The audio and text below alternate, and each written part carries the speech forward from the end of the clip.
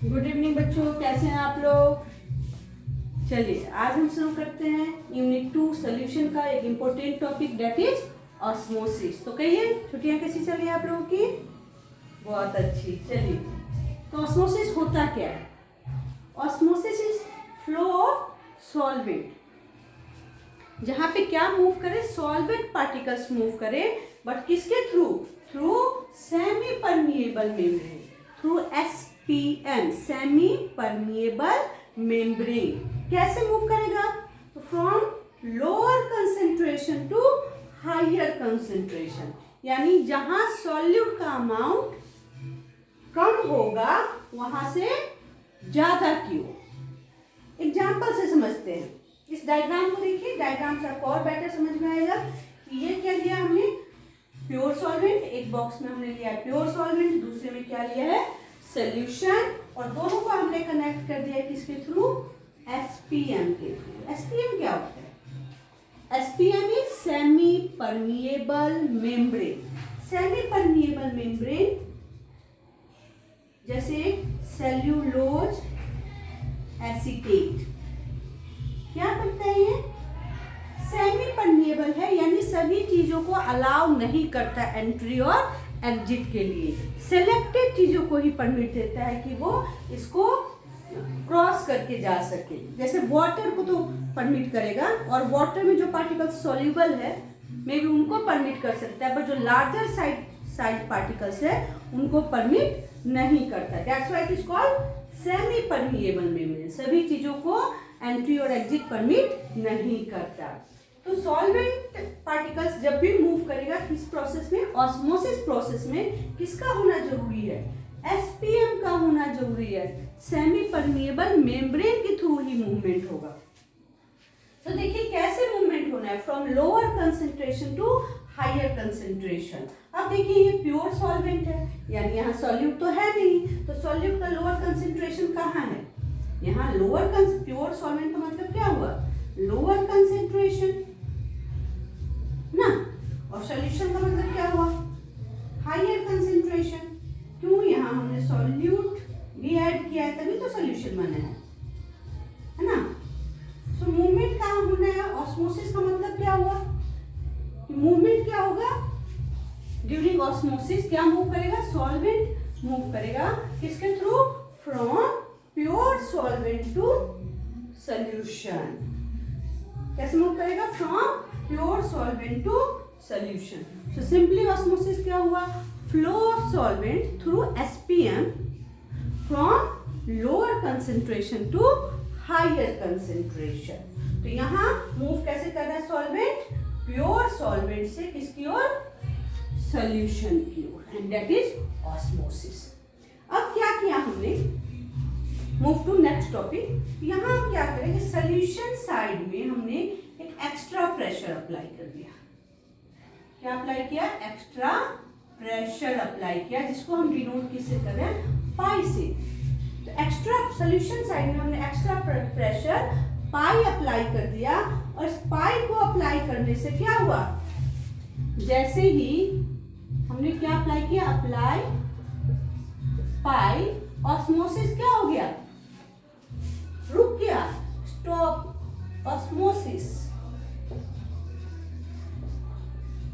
यानी जैसे ही आपने एक्स्ट्रा प्रेशर पाई अप्लाई किया, किस साइड में, सॉल्यूशन साइड में, ऑस्मोसिस क्या हो गया, स्टॉप हो गया, रुक गया, and this extra pressure is called osmotic pressure. This is called osmotic pressure. तो ऑस्मोटिक प्रेशर क्या हुआ, which stop osmosis, है ना। ऑस्मोटिक प्रेशर क्या हुआ, एक्स्ट्रा प्रेशर, जिसने क्या किया, ऑस्मोसिस को क्या कर दिया, रोक दिया, that is called osmotic pressure. In osmotic pressure का मेन फंक्शन क्या है, ये क्या कर देता है, ऑस्मोसिस को रोक देता है। और किस साइड अप्लाई करना है हमें, सॉल्यूशन साइड अप्लाई करना है। तो आगे क्या होगा बच्चों, देखते हैं हम। नाउ दिस पाई क्या है हमारा बच्चों, पाई क्या है हमारा, ऑस्मोटिक प्रेशर डायरेक्टली प्रोपोर्शनल है किसके, सी के at given temperature. Pi directly proportional to C है दैट एट गिवन टेम्परेचर, और यहाँ पे हम प्रोपोर्शनल कांस्टेंट लेके आते हैं, क्या लेके आएंगे, R. So this is the equation for expression for osmotic pressure, जहाँ वेयर आर क्या है हमारा, गैस कांस्टेंट, ठीक है, आपको पता ही है, टी इज द टेम्परेचर, और पाई क्या है हमारा, ऑस्मोटिक प्रेशर। तो पाई इक्वल टू क्या आ गया हमारा, सी आर टी, और सी क्या है, very important, C is molarity. C आपका क्या है, मोलैरिटी, जिसको आप कैपिटल एम से डिनोट कर रहे थे, उसी को यहाँ हमने सी से डिनोट किया है। सो सी की वैल्यू पुट करते हैं, सी इक्वल टू क्या होता है, सो अगर हम सी की वैल्यू यहाँ पुट कर दें तो पाई इक्वल टू क्या आ जाएगा, एन स्क्वेयर अपॉन, स्क्वेयर नहीं sorry, n two upon V R T,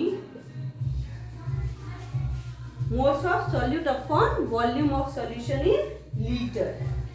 again ये हमारा किसका होता है, सी इक्वल टू क्या होता है हमारे पास, N2 moles of solute upon volume, value put कर दिया हमने सी का, और फाइनली N2 इक्वल टू क्या होता है, पाई और V, और यहाँ N2 इक्वल टू क्या होगा बताइए जल्दी से, do you remember, W2 by M2 given mass upon molar mass multiply RT, और अगर हम चाहें तो यहाँ से M2 की वैल्यू निकाल सकते हैं, M2 इक्वल टू क्या हो गया हमारा, W2 मल्टीप्लाई RT अपॉन में पाई। So this is the final expression for osmotic pressure। और इस ऑस्मोटिक प्रेशर का ये जो आपका पूरा एक्सप्रेशन हुआ, जहां हमने क्या फाइंड आउट किया, M2 molar mass of solute.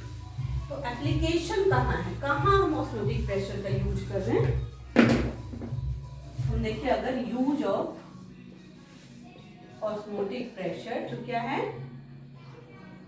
To calculate, क्या कैलकुलेट कर रहे हैं हम, to calculate molar mass of solute like protein and macromolecules, जो कि larger size molecules हैं, macromolecules। वेरी इंपॉर्टेंट बच्चों, यहाँ से 2 MCQ क्वेश्चंस बनते हैं। पहला कि कौन सा ऐसा कोलिगेटिव प्रॉपर्टी है जो मोलैरिटी के डायरेक्टली प्रोपोर्शनल होता है, जो मोलैरिटी पे डिपेंड करता है। तो यू हैव सीन कि जो ऑस्मोटिक प्रेशर है आपका वो किस पे डिपेंड करता है, मोलैरिटी पे डिपेंड करता है। बाकी की जो दो प्रॉपर्टी थी, elevation of boiling point and then depression in freezing point, वो किस पे डिपेंड कर रहे थे, मोलैरिटी पे डिपेंड कर रहे थे। जबकि अकेला आपका ऑस्मोटिक प्रेशर है जो किस पे डिपेंड कर रहा है, आपके मोलैरिटी पे डिपेंड कर रहा है। अगेन सेकेंड क्वेश्चन क्या पूछे जाते हैं बच्चों कि कौन सा कोलिगेटिव प्रॉपर्टी है जिसका यूज किया जाता है मैक्रोमोलिक्यूल या प्रोटीन जैसे मॉलिक्यूल के मोलर मास को कैलकुलेट करने में। तो कौन सा कोलिगेटिव प्रॉपर्टी है, it is osmotic pressure. Osmotic pressure ऐसा कोलिगेटिव प्रॉपर्टी है जिसका यूज करके हम प्रोटीन या मैक्रोमोलिक्यूल के मोलर मास को क्या कर सकते हैं, कैलकुलेट कर सकते हैं। Thank you.